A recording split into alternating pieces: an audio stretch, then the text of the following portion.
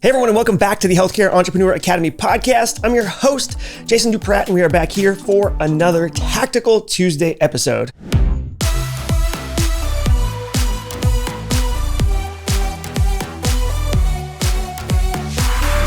In this episode, we're going to talk a little bit about the proper way to execute your side hustle.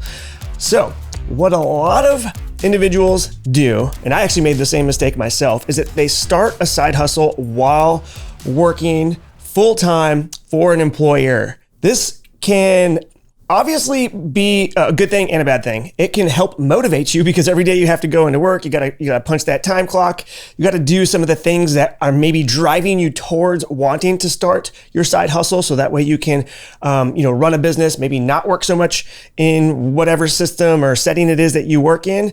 Or maybe you just want to transition out eventually, and that can kind of help propel you along the way. But if you do that, you want to make sure that you are not burning bridges along the way. And here's what I mean by that. So when you have a side hustle, and this is something that I did, and I wish I shouldn't have done it. Fortunately, I didn't burn any bridges, but it could have gone bad. And it really kind of depends on sort of how much your employer loves you, how hard you work there, how short-staffed they potentially are. There's a lot of factors that come into this, but you want to be cautious about it, right? You don't want to go in, have your full-time job and tell everybody at your work that you have this side business going on, because there's really going to be nothing more that could irritate a boss or an employer than knowing that they have somebody who's working with them who is not very focused on what they're doing while they're there, while they're on the clock, while they're getting paid by that employer. Because if you're going into work and you're talking about your side hustle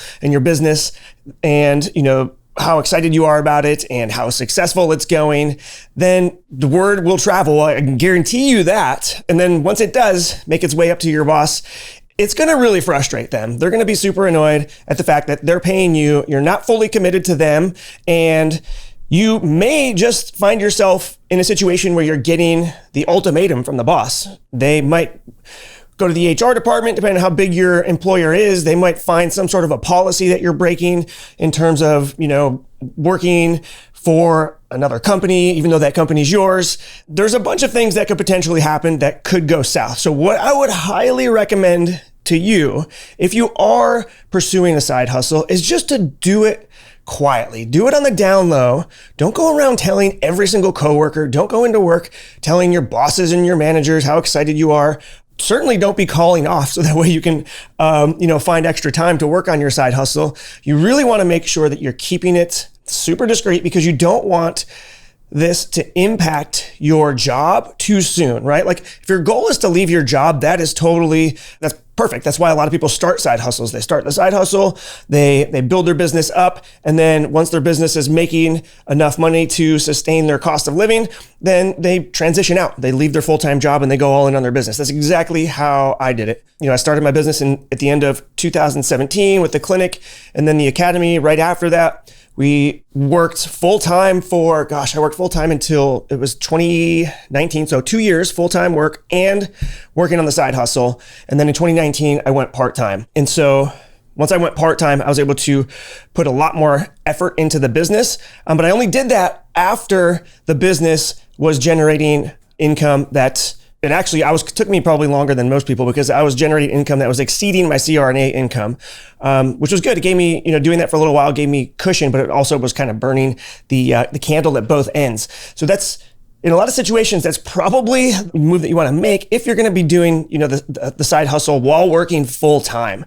Because if you're in the situation where you have the side hustle and it's starting to do good, but it maybe isn't quite profitable enough for you to leave your full-time job yet, and then say you're presented with an ultimatum from your boss that says you either need to shut your business down and stay here, or just quit, or we're going to terminate you, and then you can go work on your side hustle as much as you want to. So you don't really want to be in that situation where you're building your business in public when you also have a full-time job. You really want to do it in such a way where you're keeping your name off of, the business. Certainly don't name the business after yourself. You probably don't want to put your picture all over the website. You probably don't want to, draw a whole lot of attention to the fact that you are the owner, just in case, anybody catches wind that you're creating your own empire on the side.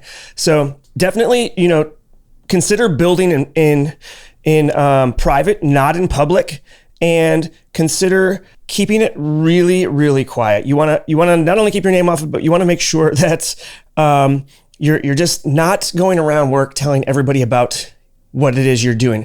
I can promise you that most of the people you work with aren't going to give two craps. So the only person that's going to be excited about your business is going to be you. Everybody else is going to probably think that you're a little crazy, and or they might be a little bit jealous of the fact that you have something that's started and starting to get some traction, and they see sort of the shift in you. They see your energy, they see your positivity, and sometimes they just might be jealous, and as a result might not be very supportive. You really should be sharing your business ideas, your excitement about your business with your clients, with your customers, with your team, with your family, and not with your work wife or your work husband or your work family or your work bosses. That's going to be setting yourself up for potential problems. Now, like I said, it's not going to happen to everybody in every situation, but just something to think about. Just really don't want to get that ultimatum where you have to just sort of throw in the towel on your business or leave your job. And if you don't have that income coming in from your business yet, you're going to be stuck. You're going to have to shut down the business or find a new job where they don't care. So just be cautious of that. Be cognizant of, the impact that starting a side hustle can have on your full-time job if you're not ready to leave that full-time job. If you're ready to leave your full-time job, then have at it. Who cares? Tell everybody.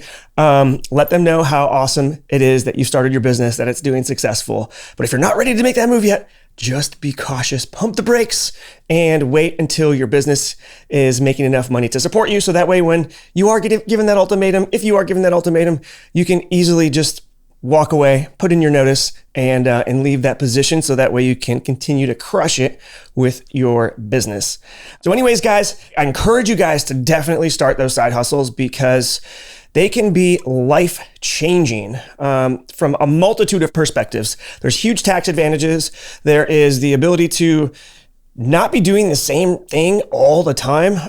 If you want to work, if you want to get rid of your overtime work and focus on your side hustle or your business and just do something different instead of the same thing nonstop, that's a huge benefit. And obviously the business could scale. Whatever it is that you're doing could potentially scale up into something that completely replaces your job or exceeds the income from your job. And it's just a fun, exciting game. You're going to be challenged like you've never been challenged before. You're going to be able to problem solve. You're going to be able to implement anything that you want. You have full autonomy and control over your business, which is something that is starting to certainly not be so true in the healthcare space, where you follow orders. And even if you're not following orders, even if you're the order writer, you're following policies and procedures and administrative rules and all this nonsense, which really just makes for a not very fun work environment. I absolutely love entrepreneurship. So definitely encourage you guys to pursue the path, but just do so wisely if your business isn't quite there yet.